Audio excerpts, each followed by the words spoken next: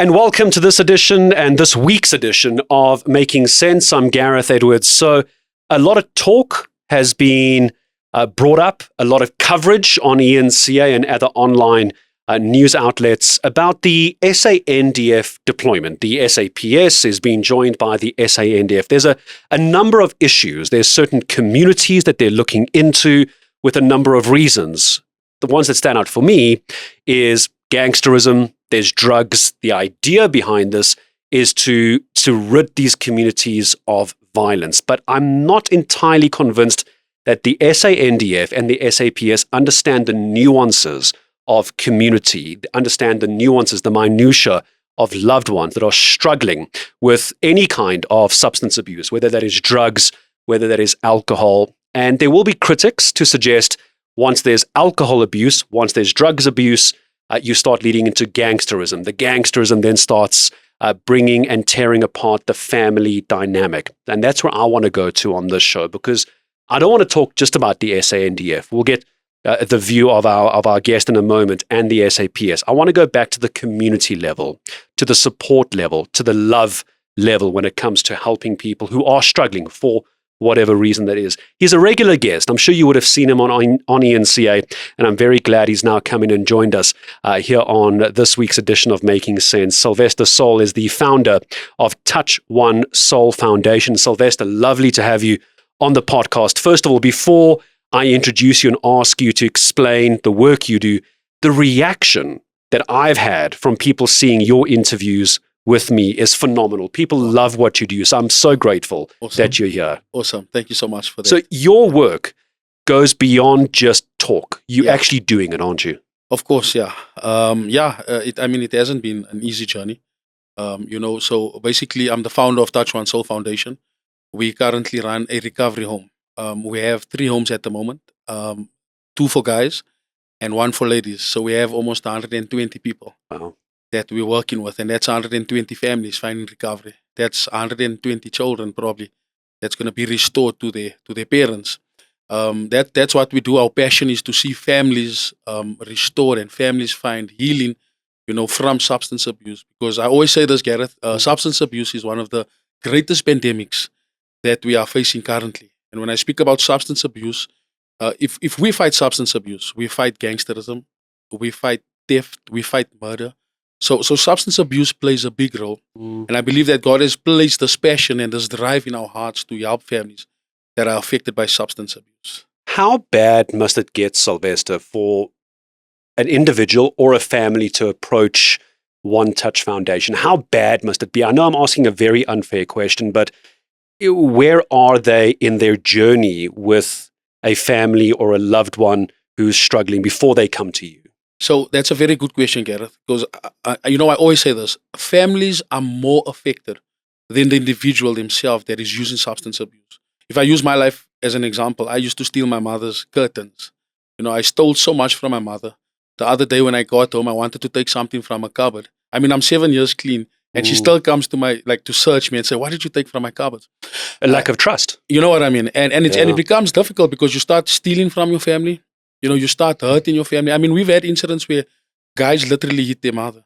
We have incidents where guys would kidnap their children and use their children as bait to get money from their families. Like weaponizing. Something like that, We have families that has gone through abuse. We have mothers that don't sleep. We have children that don't have food. We have abuse that happens, GBV, violence. So the families are more affected, I must say, than the user.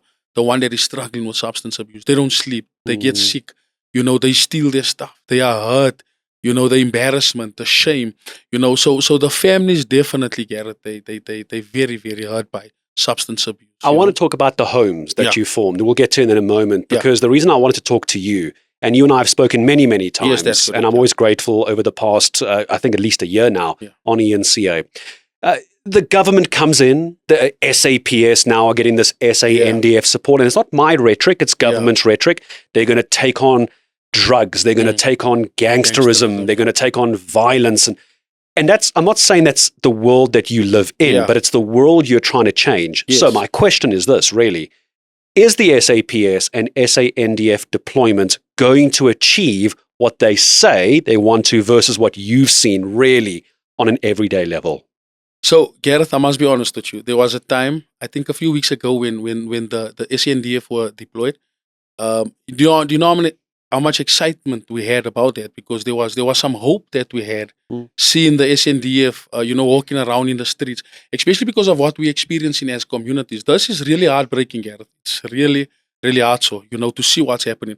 And when the president said, "Okay, the army is gonna come," we were like, "Yes, something is gonna happen." Finally. It's gonna happen, and we're excited, because we're really tired about it. We really want change. We need help. We're crying out for help, and my heart was happy. But then a few weeks later, I haven't seen them again. And I asked a few people in the communities, when last did you see the army? They're like, hey, they haven't seen them in a while. But I believe, to be honest with you, Gareth, we mustn't just look at a temporary solution. We must look at a permanent solution.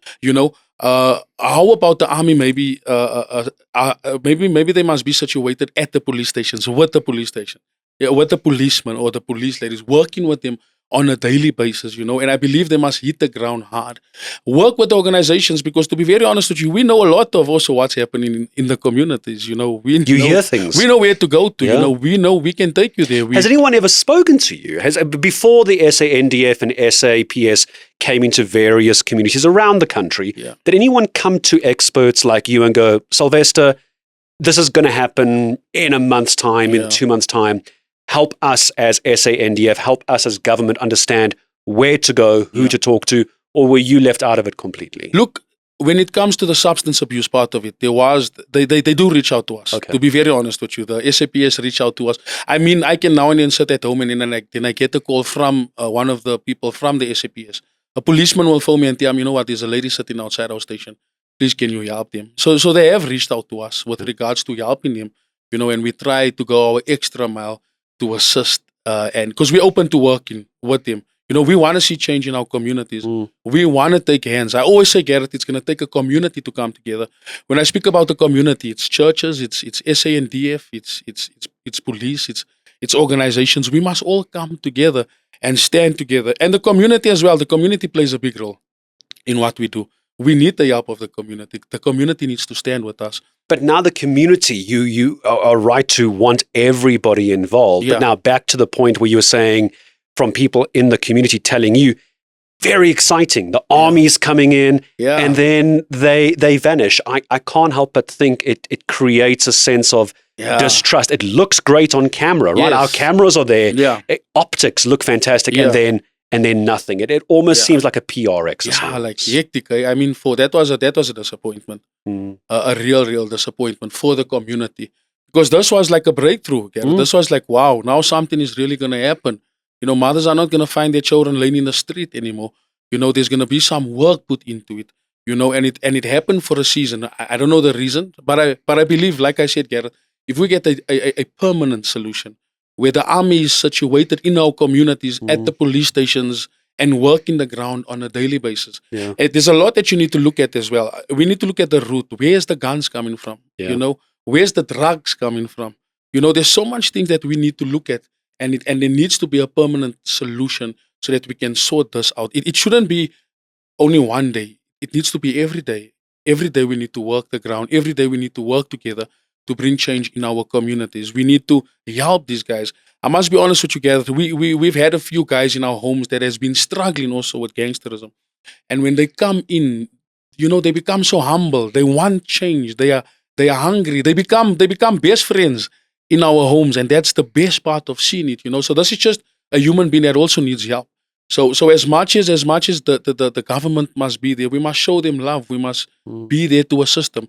But the army and the police needs to be on the ground. They need to. I believe a permanent solution is going to work, Gareth. We need a permanent. And we've heard from the presidency this is only a temporary solution, which is an issue I want to bring up in a moment with you. But what I also want to ask is, as you just so beautifully explained, the work that these victims, these addicts want. Yeah. People like you are providing that sort of support. I'm wondering again, and I don't want to drag in government all the time, but government has got this big blitz at the moment. Yeah. Do the police ordinarily, and does the SANDF know how to get the information that you are aware of. Where are the drugs? Where are the guns? And let's assume they find them, the gangsters, for example. Yeah.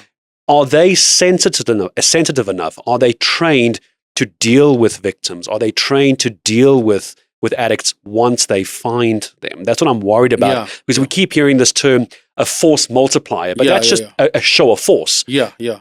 But force isn't always the way to go here. Yeah. Look, with that being said, Gareth, I think they do play a big role in everything that we're doing. I mean, for instance, if I go to a drug house, to have a policeman going with me there would be helpful. But when we get there and the love that we need to show and convincing the addict that you need to go to a recovery home, that would probably be up to me. Because they see a police officer, they panic. They panic. I think. You get what I'm saying? I think so. There was one time, I can tell you, we had to fetch one lady. And she was in a shack. The police helped me that day. They came, they literally broke the lockdown. They broke the chain. And we got in and we got that lady and we took her to the home. And that's where we now had to help this lady. And that's why I say, if we take hands together, if we work together, if we go to a house where there's, that or needs help, if we go together and we understand how to work with the addict, we're going to help you. We're going to say, okay, thank you for helping us get to the addict. Now we can get, take over from here and speak to and counsel and advise the addict and journey with the addict. What's the recovery? I don't know if I'm using the right word. So please, Sylvester, just correct me if I'm using the wrong terminology. Yeah. I don't want to put words in your mouth. The journey, I can imagine. Yeah. The lady in the shack, you went there, you found her, you saved her, and she's on her own journey now with your organization. When does that journey become a recovered or recovering addict? How do we know when they can go back, they've healed, they're not a danger to their children, to their loved ones, and can actually help in the community? How do we know when that is? So I'm going to be honest with you. When God gave us the vision for our organization, there was 3 main principles that we stand on. So the first principle is obviously the spiritual life of the individual. So once the person finds healing spiritually, it will then allow them to also find healing in recovery. Because most of the time, I always use my life as an example, Gareth. I was molested when I was 5 years old. My father was shot dead when I was 18 years old. So in the beginning, it became peer pressure. But eventually, I had to deal with internal issues. I had to deal with rejection, anger, and hurt. So our program also looks at the person finding internal healing. So we're more focused on inward transformation. And until the individual finds healing inwardly, they stand a big chance of relapsing. People relapse because they haven't found healing. So our program is aggressive when it comes to the healing part, where you open up, where you speak about what you're going through, how to handle your emotions, how to forgive the person that hurt you, how to forgive the guy that raped you.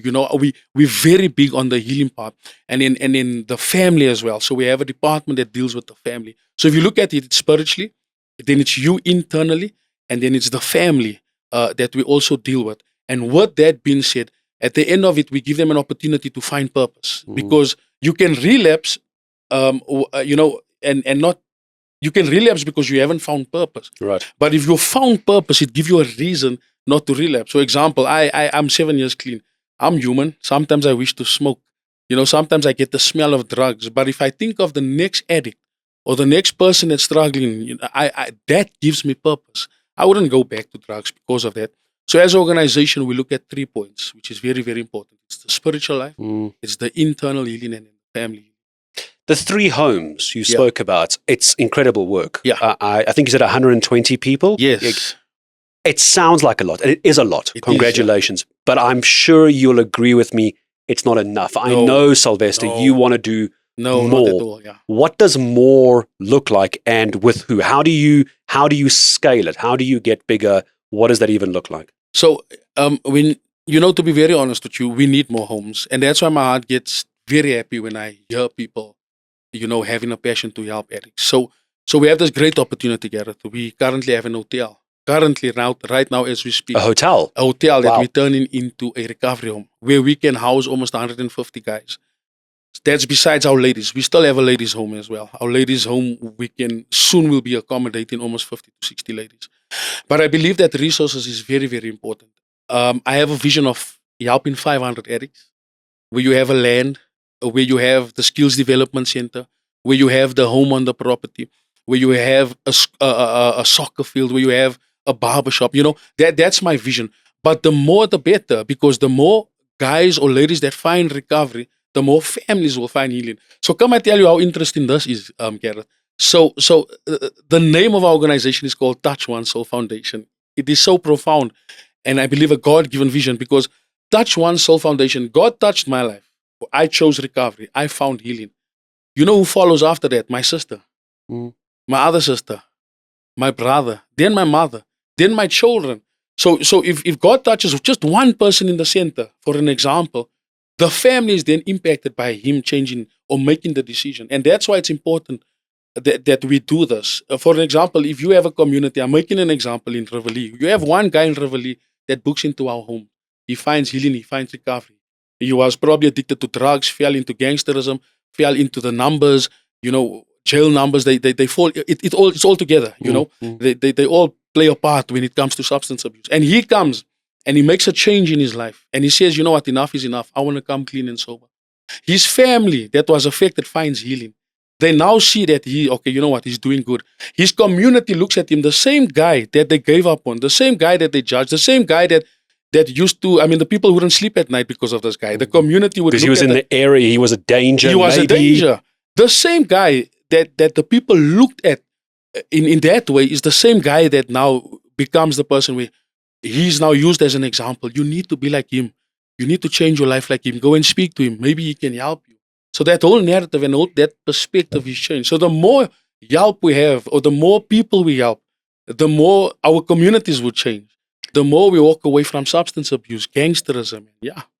You've used the word help a few times now. And the reason I'm not picking on what you're saying, but it's not what I'm hearing government saying. What I'm hearing is a force multiplier, boots on the ground, going into communities. There's an aggressive tone that I'm hearing. And I'm not saying government means that. Yeah. But it's not coming across from government the way you are explaining the story. So before I ask you about what's next for you, Sylvester and One Touch, from the government side, everything you've seen now, you've mentioned more permanence from the SANDF. Apart from that, practically where can government come in here with all of their resources? If you were in control, what would you do with government?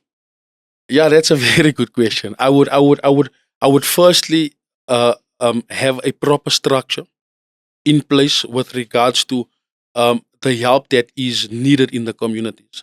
Then I would look at the root causes of why these things are happening. Then I would look at how the things are being brought into the communities, And then obviously I would look at the organizations and the people that would help us, help these people. So if a policeman goes into a lolly house or a drug house, they call it a lolly house. A lolly house. Okay. Yeah. If a policeman goes into a lolly house and he sees a lady that is sitting there with 5 guys, yes, like I said in the beginning, they do help us, because sometimes you go to a lolly house and it's a bit dangerous because you don't know if there's weapons, you don't know what's happening in that place. And you go there and the police see a lady sitting there. They then refer them through to us. So the thing is, we need to understand this, Gareth. God has given me the grace to help the addict. God has given the policeman the grace to help us fight crime. And then the army needs to come in to help us fight all of us. So that's why I'm saying we need to stand together. The community needs to stand together. I would create then a platform and create an opportunity for the community to stand together and speak, because sometimes the community, they don't want to speak because they are scared. They're scared. You with me? So we need to create a platform, or we need to create a way for the community to come forth and speak. And something just comes to my attention now. What about the mother that sits at home and the son, an example, sells weed, and that money puts food on the table, Gareth? The reliance. Oh, I see where you're going. Those are the stuff that we need to look at. It's intricate, isn't it? It's not as easy as my son's a drug addict. My son's a drug addict, but the money he's making is putting food on the table. Food, and it becomes difficult. We're not here to judge anyone. But those are the type of stuff that we need to look at, Gareth. Those are the type of stuff that becomes hectic. Yeah. As I start saying goodbye to you now, as I said, so many people have seen you on ENCA. They're going to see you now on this podcast as well. I always like to ask my guests, as I say goodbye, anything I have not asked you that you think is important, because I don't know your world. I want this to be your platform as well. What should people know? Where can they find you? And obviously, in your situation, you need all the help you can get. What is that help? Where do they find you? Yeah. How can they contact you and the help that you need, perhaps? Awesome. So you can follow me on Facebook, Sylvester Sauls. We also have a Facebook page, Touch One Soul Foundation. You can follow us on that page. You can send me an inbox, and we can definitely try and see how we can assist you. What I wanted to also say is, it's not the ones that are smoking or that are doing bad that's the problem. Yes, they can become a problem, but the ones who are watching and not doing anything about it can also be the problem. So my thing today is, if you see someone smoking drugs or they in the street losing themselves, go to them and speak to them and find out how do they need help. If you see a young boy, 17 years old, drinking Mylans or drinking lean, go and speak to the boy. Don't just leave him. So what we are doing, we mustn't just sit back and watch. We must take a stand. And that's how our communities will also become a better community. We are currently, like I said, turning a hotel into a recovery home. So we'll help almost 150 guys, Gareth. Yeah. That's a lot. It's a lot of people. It's a lot of work. It is. Obviously, there is resources that is required. At this moment, we're doing a double bunk and a mattress drive where we need mattresses, we need double bunks, we need plates, we need curtains, we need bowls, we need cups, So we trust in God and we know that it will come to pass. And hopefully someone watching now, maybe an individual, maybe an organization is able to assist. You got the details from Sylvester Saul. Sylvester, it's always a pleasure. Thank you so much. I always love talking to him as often as I can. First time on the podcast here on Making Sense, and I'm glad he's with us. Sylvester Saul, founder, Touch One Soul Foundation. It's not just him. I know he has an incredible team behind him as well. If you are interested, if you are involved, if you are worried, if you know of someone, or perhaps you are someone, it's okay as well. This is a safe space. You know where to go. Sylvester Saul, Touch One Soul Foundation. Thank you for watching and for making sense of what is a big issue in the country. I'm Gareth Edwards. I'll see you again next week. Bye-bye.